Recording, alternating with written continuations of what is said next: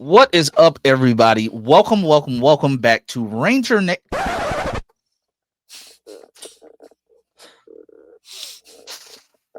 You know, Try that that's again. the problem with recording back to back. Okay, We are in that studio. Yeah. yeah. Yeah. I looked at the corner of the screen and saw, rewind it back. Welcome, Keeping that in. everybody, to Superman and Lois Retrospectives number 7. We are talking about actually, we're not talking about a great episode of television. We're talking about Zack Snyder's Man of Steel. Wait, that's the wrong Man of Steel. Wrong Man of Steel. What am I doing? We're talking different about one of the best episodes of season 1. One of the best. of the show. Yeah. One of the best of the show. All right. But before we get into all of that, if you are new here, please like, share, and subscribe. I'll make sure that my 2 friends right here are tagged. That way you can subscribe to their channels and you become channel members of their channels as well. All that good stuff. Make sure you go over there. This is just another one of the mini podcasts that we do together because again, we don't have jobs and this is what we do for a living. We don't have lives. We watch TV and movies all day. We barely take showers. I didn't sign up for a roast session. Thank you. If Maybe that applies to you, Lance. you're gonna have me spout lies, we're gonna have a different conversation. But anyway, I mean, Lance, we do leave our houses, contrary to what you might think. We do leave our houses. I mean that's if we're not the people that lie if you about say Superman. so. If you say so. But when you're watching this, it is a Saturday afternoon. So I hope you had a good Saturday. Happy Saturday. For us recording this, we literally just recorded an episode that is probably live right now because right now we're in the past. It's Wednesday. Yeah. But when you're watching this, it's Saturday. So hello from the past. Yep. When we're recording this, me and Darren literally just jumped off of another stream where you saw our live reaction to the Wolverine trailer. So yeah. We've been busy. Well, today, very busy day. When I was making mashed potatoes and flicked some on the ceiling when the Wolverine trailer dropped, because I said, oh, God. His metal claw went up. I yeah, but you know that's trust me, Party Nation will be all about Wolverine this week. I'm sorry. I'm replacing myself on the thumbnail with him.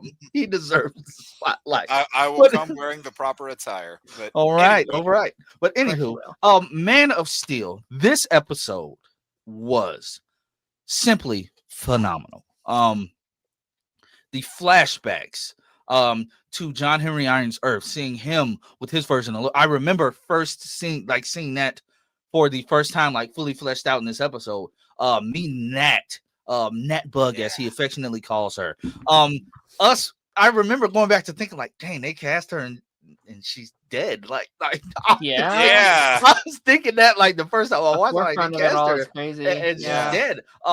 Getting to the part where Lois went out to even just like report on what was happening, learning that this version of Superman was once good, but he was probably corrupted by some orange K or this is one of the many it's one of the many things that they left on the cutting room floor, because I want to know, is it somebody else in his body? Or I wish they would have let us know that. But yeah, like I could go on and on about this episode, but I just want to start off by saying one of my favorite things, Jordan dealing with his super hearing, him listening in on Sarah and John's conversation. John finding out, being completely pissed. And the fact that John's literally, you're yelling because you know it's hurting. And then the whole hit on the wall, I don't think the hit on the wall was scripted. And they just went with it. Like, I loved that. That's what brothers do, bro. That's what brothers do. I love it. It fits. They've been so back and forth with each other where it's like, they have each other's back. But obviously with the last episode, John's pissed. Jordan's broke his arm and he's, not exactly in the best state right now. He does that as his way of kind of getting back at him. Yeah. But you see by the end of the episode, they come together to save Clark when they need to. And just the narrative that this episode takes you on, I just love so many of the details about it. Some of these details, looking back in hindsight, are a little frustrating. I'll say that. But I love the bit whenever you see Clark in in the trailer and you hear the AI say Captain Mhm. Luthor, he immediately turns around like, Yeah. Yeah, what like is I this? love that Yeah, reaction. that little bit, and then I him and love that. I Lois, love that reaction. yeah, him and Lois later, where they're talking about, is it a Luthor? And then Mm. Lois has that line Yep. that was the connecting thread to the rest of the Arrowverse shows Mm, of, well, we know more about the multiverse And I now. forgot So yeah. about that. yeah, I Which me and forgot Jake were about that. talking about this last night, and like that's the thing about the Superman Lois fandom that pisses me off a little bit sometimes, because it's like, okay, it's not connected now, they separated, fine, whatever. But the people that are like, it was never supposed to be connected, they never meant it to be connected. bullshit. Bullshit. Yeah. Bullshit. And this line in particular, so clearly a reference to Crisis, so Right. clearly supposed to be referencing that. The marketing leading up to the show is clearly supposed to be like, okay, what's next for the Arrowverse and stuff like Right. that, which I've come in terms with the whole thing, and we'll talk about that probably more next season and how the build up to that there as well. But like it is interesting watching season one. I've talked about this with Jake plenty of times. In my head canon, season one is canon. Because there's Yeah. too many things in season one that doesn't make sense. I like to think in season two they split into a like alternate timeline. And seasons 2 through 4 is kind of this new branch timeline, because there's not much that contradicts it in season one. Yes, there's a couple like recasts, but you could throw that up to literally Crisis. Yeah. Crisis They happens. could have used that as their blank slate for anything. So like yeah, with that line, with John Diggle's line, I'm pretty sure Morgan Edge has a line like towards the end of the season that feels very Arrowverse coded as well. They literally reference, and we'll talk about this in a couple weeks, but like they reference Oliver and like it Yeah. clearly Yeah. Arrowverse coded. Yeah. Because even at the end of Crisis, they mentioned that they have 2 kids now. They have 2 kids in this, so it would have lined up. Yeah, no, for sure. But no, they're love the other narrative moments in this episode too. I I know we're jumping a little bit ahead here, but I love how this is just another one of the many episodes where you see Lois really lean into her reporter side, where she's doing her research, and like it's just a typical morning. You see Clark, walking out to her, and he's like, "Who's that?" And then she's like, "The real Marcus, whatever his last name is, I can't remember." Bridgewater. Yeah, but she's like got all the research notes out in front of her. That's Lois in reporter mode, and that's one of the many things that Bitsy Tulloch just nailed with that character. She just nailed it. And what you were talking about too, Lance, with the whole Jordan superheroing bit. One bit that I loved, and I've gone over this, thing in the previous episodes that we've done, but I love just Superman's gentle use of his powers. So when he's trying to, get Jordan's attention, he doesn't like yell or punch anything. He just slowly breathes the frost breath at him, and I love how subtle they do it. It's just a little thing, but it really gives this Superman his own identity. I really like to think that he could only do that with Jordan. Like if he did that to Lois, she'd like freeze her face. It's like it's a frostbite. It's like what the fuck, Clark? Yeah, but Jordan, he he can do it. Yeah. Yeah, and then, like he barely opens his mouth. It's like it's such a little thing, but it's so good. Let's talk about how unhinged John Henry Irons is throughout this entire thing. We know his The fact name. that We you have know a his name. name. His name. That theme that plays as you see him like putting bits of the suit together. I love that music track. You only hear it, I think, during that one part, but I love hearing how he's like, and it's one of the things that we complain about, too much exposition. This is one of the things that we complained about when it came to like some stuff in the new Superman movie, but in like some instances it can work. When he was explaining how his hammer works, and I'm sure Clark is just sitting there like, I don't care, this hurts. Yeah. Talk about like when he's throwing it at Superman, like he knocks Superman in the air. I said, oh, the use of slow motion. Yeah. I brought this up to Darren last night, but I love how this episode, either purposefully or coincidentally, has parallels to another episode far in the future where Clark has another fight with a bald-headed individual surrounded by red lights. Mhm. Yeah. Yeah. Yeah. Season 4 has so many parallels to those first 2 seasons. Yeah. And Oh, season yeah. 3 as well, actually. But yeah, no, like I still stand by. I think it's the perfect final season villain for them to have because you, Yeah. like, I mean, just like talking about like the greatness of this twist is brilliant because Yeah. okay, they're doing Lex for season 1. That was such a like. Of course, they're doing Lex for season 1. It's freaking Superman. Yeah, like Right. why Yeah. would we doubt that? You're coming off of Crisis. It was a great follow up to Crisis Right. to be like, okay, there's this alternate Lex coming in. We like we already had the Lex Luthor with like John. With John Cryer, yeah, and we John thought Cryer. he was still connected to this in some way at the time. And it was such a good, it was such a good thing to be like, because like when they're mentioning a Luthor, you're like, okay, yeah, it's John Henry Irons. John Cryer. A lot of Johns. A lot of Johns. Yeah, John Like, Cryer. is and it he makes a sense. relative of him? And I'm like, you know what? I think John Cryer might like the sister somewhere down the line. It could happen. It could happen. But it's And like, yes, it just at the time over on Supergirl, we were doing that really, really bad plot mixed line. league It was crap. like, yeah, the like mixy Oh love interest Lord, plot line. where there's like all the imps and everything. Oh, Yeah. I forgot about that. I forgot Yeah. about that. Ooh, Not great. Yeah. no, not great. At Not all. great. Not great at all. Not great. Exactly. Not great at no, all. Yeah. I try to forget no. that season.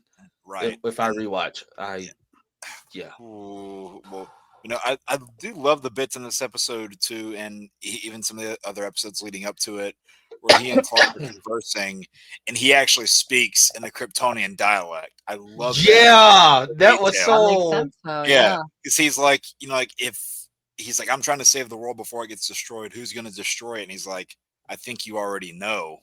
It's like, oh Yeah. man, Makes sense he would do his research though. Like he would Yeah. learn every possible thing he could about, Yeah. Kryptonians if he's gonna beat them, try to see if he can Yeah. find a weakness. Lois was already doing her research, find, the like kryptonite stuff. Yeah. It's like this is how you do it. And so I imagine he was probably picking up I don't know, like that legacy or like Yeah. that mission that she Yeah. had headed Yeah, on. well, they established that he's done his research the first time you see him Yeah. because he has that etched out message in the Kryptonian dialect. And during their first fight, he says, "Don't you know? Aren't you curious how I know so much about you?" And you hear him speak the dialect more than once, and in his whole thing, you can tell there's a history behind it because I couldn't save my world from being destroyed, but I will here. Yeah. And yeah, man, I love the way that they frame all of these things, and just from a cinematography standpoint, this show looks so beautiful. Yeah. Yeah. Dude, that Lois scene just gets me every time. When like they're watching her like on the TV. And she doesn't even Oh. have to look behind her, she just knows. She just Yeah. senses what it is. And like there's that click of like reporter brain to instantly like love you. Like take care, like that scene where she just Yeah. knows. She has that instinct. It's like, And oh, we see how no. that's paralleled a little later in the season, where the same Yeah. events kind of play themselves out, but in a different way. And Yeah.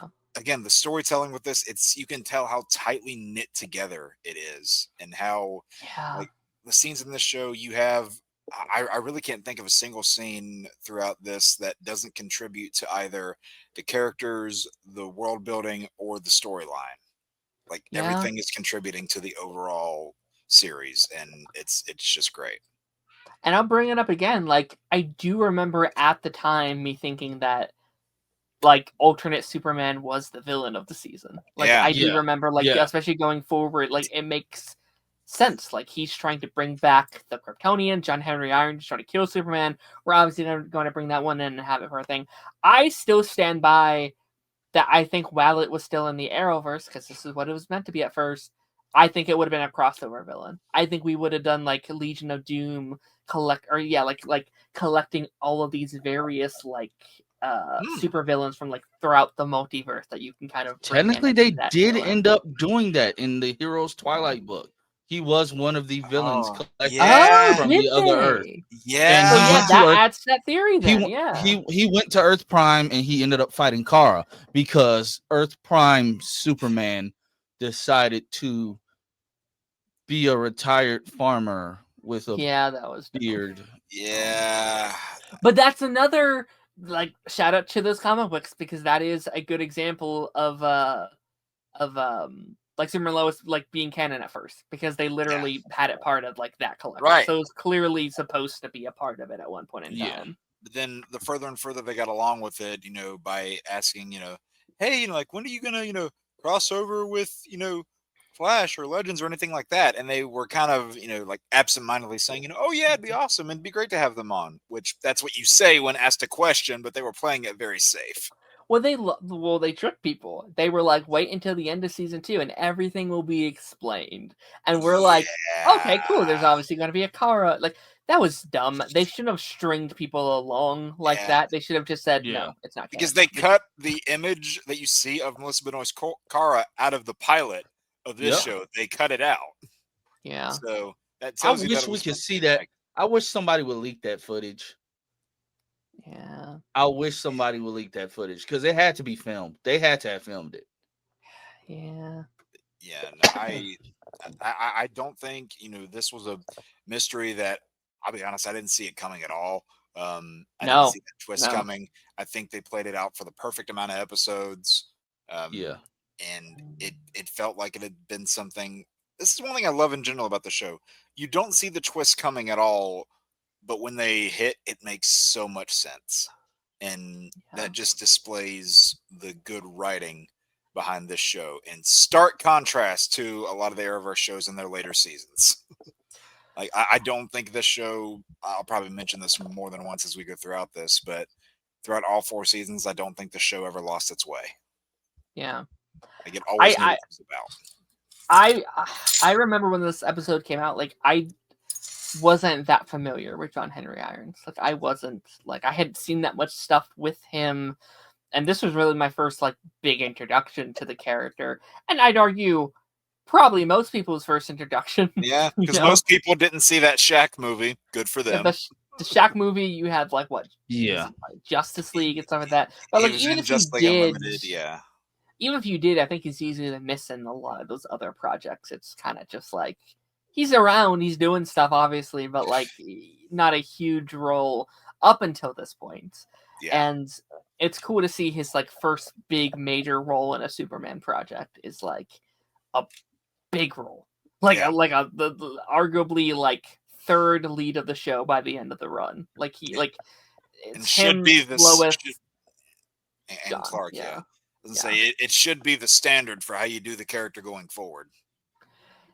Yeah, and it's also I think one of the best versions of like villain turned friend I've ever seen. Like I know Yeah. he's not technically a villain, but he's trying to murder Clark for the He's first an half of the antagonist, season. yeah. Yeah, he is an antagonist, and then that transformation in like the following seasons. Yeah. I think Random, very random, but we just got a Superman-esque related casting on Law and Order, which is funny because David Ajala, who played Manchester Black on Supergirl, Oh, is okay. replacing Makad Brooks's character on Law and Order Whoa, as the new black detective on the show. that's funny. That's funny. Yeah, I would say like, and it's funny because we were just talking about him being like a potentially, good replacement for a variant of T'Challa. So yeah, I just seen that. That's funny. That is funny that he's replacing timing. Guy Brooks. Good That's timing. funny. I'm trying to think. Were there other? I feel like there were other bits in this episode that I'm missing narrative wise. I did, from a superficial standpoint, I liked how whenever you saw certain characters using their super hearing, it would go to another character doing it, like whether it's Clark or Jordan or Lar. Like super hearing was a big part of the episode. Yeah. No, yeah, like I think it's a good example of just like having to do it under pressure, right? You have to like Yeah. there's no real preparing that you can do. It just has to be like, well, he needs our help. Let's go. Let's just do it. And also there's not really like a listen, I know you're mad at me, but we have to. No, this is no, that was Yeah. dumb. Let's go. Like, Yeah. there's no talk about it at all. It's just like, Right. oh, Yeah. Dad's in trouble. No debate. Like they put it Yeah. aside. Also, I gotta say this too. This is season 1, Jonathan. He didn't seem to have much difficulty picking that hammer up. Yeah, he didn't. I will say, that did feel like it was kind of a tease to what they were trying to build for Jonathan, because they kept Yeah. saying in season 2 especially, and then into season 3 it never happened, but like we were going to do like Kryptonian tech for Jonathan, and that felt like the transition into him eventually getting the powers. But it's like, okay, instead of just having him stand there and yell for someone to save him, we'll give him something to fight. Never really went there, but that felt like a kind of like a tease and a setup. And we see more of that next week, actually, where he's asking for tech or a weapon. Yeah, he's like trying to figure out how the weapons are made. Yeah.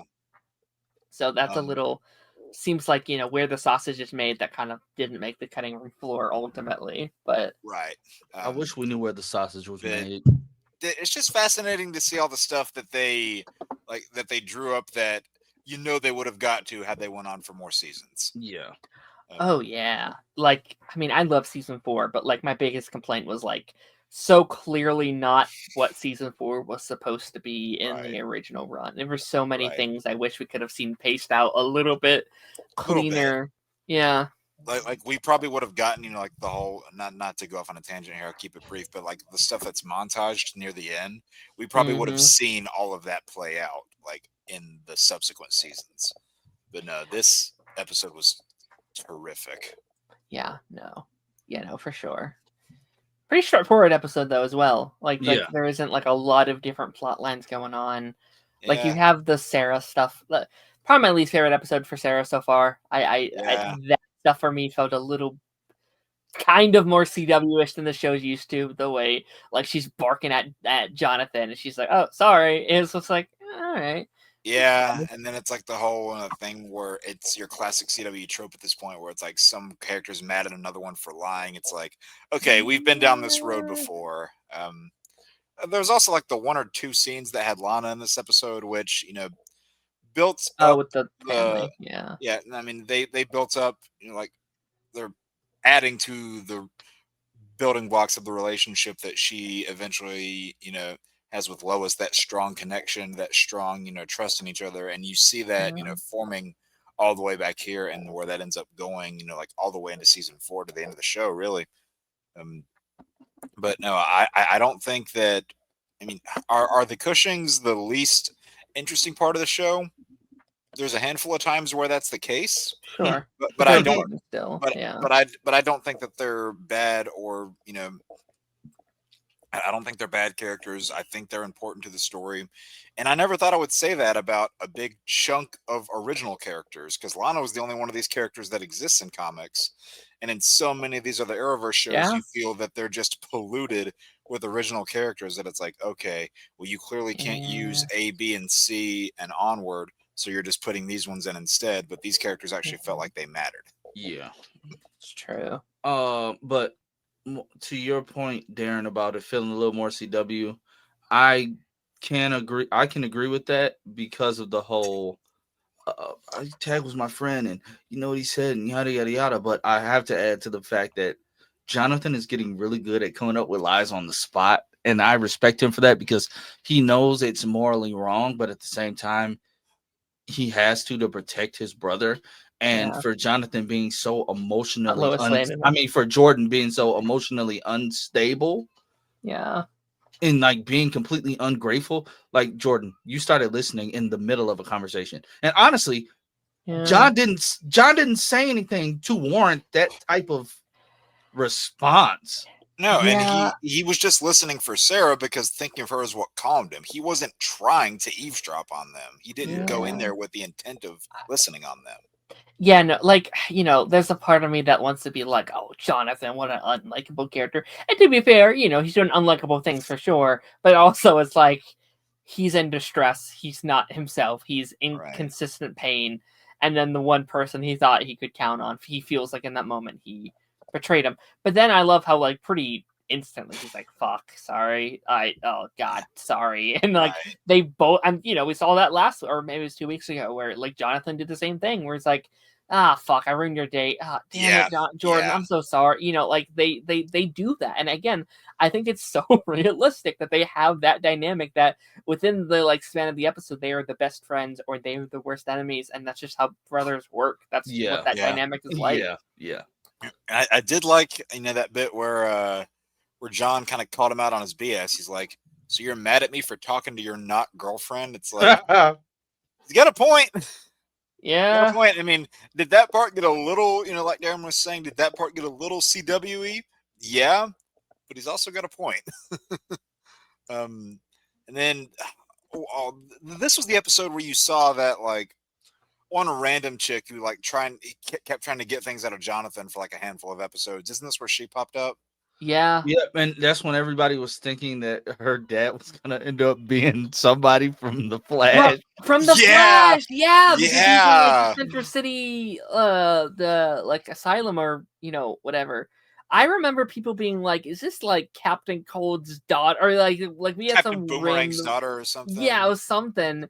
And I do, and we'll talk about this more when we get to that episode. But like I do remember me being like, "Oh, this is clearly setting up like the big crossover next year. Like this is going to be like a Superman and Lois." I think I like was saying like it was going to be like the Superman and Lois crossover that sets up. Was it Justice You at the time, or did that come later? Something, but like, oh yeah, like next year will be a solo like Superman and Flash like crossover episode, which would have been awesome. I would have loved that, but it would have been better than what they were And drawing we up with never Batwoman. got it. no, It Grant would've wanted been- one, It but would it have never been. happened. It would have been better than what they were drawing up with Batwoman. Yeah. Push back on that a little bit, but That's that's for another day. That's yeah. another discussion. We might dedicate a number of these, by the way. This is just an idea and I'm coming up with on the top of my head, Lance. You can totally shoot it down if you want to, but I'll never shoot anything down that you propose. yeah, hence why we're here. Yeah. Will you marry But Whoa. I don't know if I'll go that. I might shoot that down. we might just do like a series of videos where we talk about like scrapped things from the Arrowverse that never made it onto the screen. I'm down.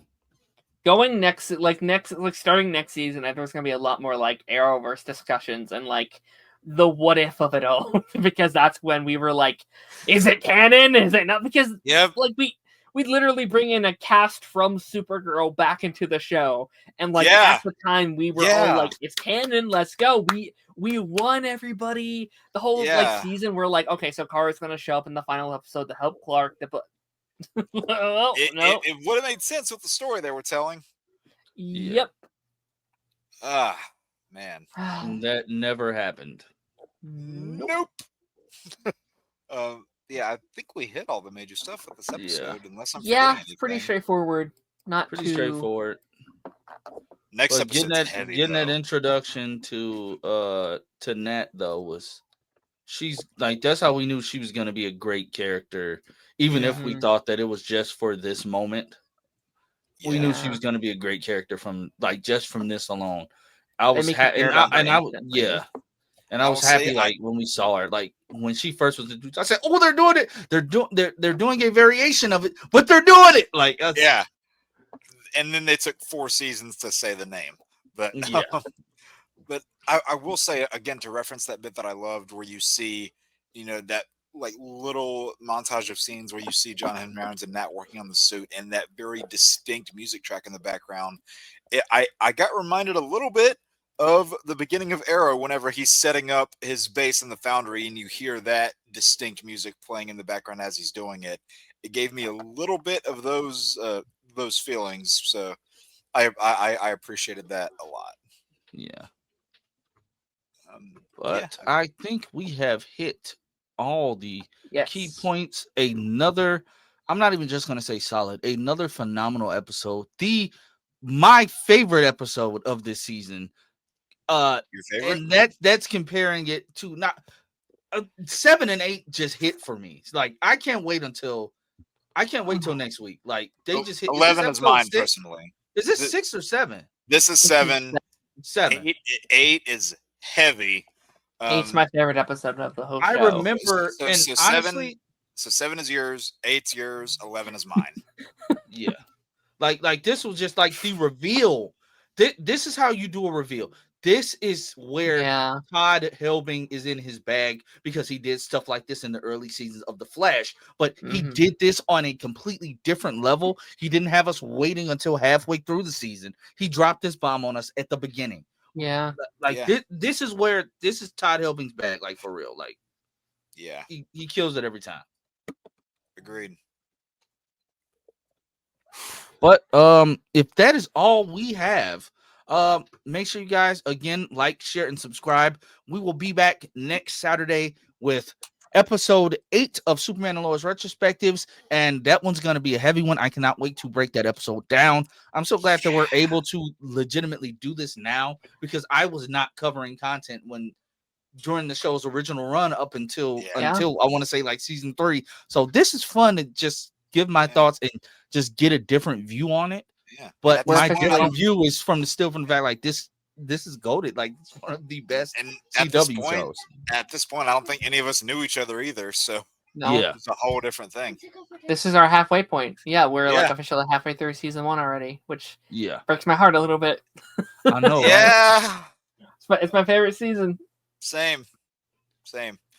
Yep. Probably still But my apparently my child is running around butterball naked in front of her sisters, so I have to go. Yeah, we don't want to catch that. It sounds like a job for Lance. Yeah, gotta go help that. So yeah, guys, see you later. Darren, take us out with a little scat.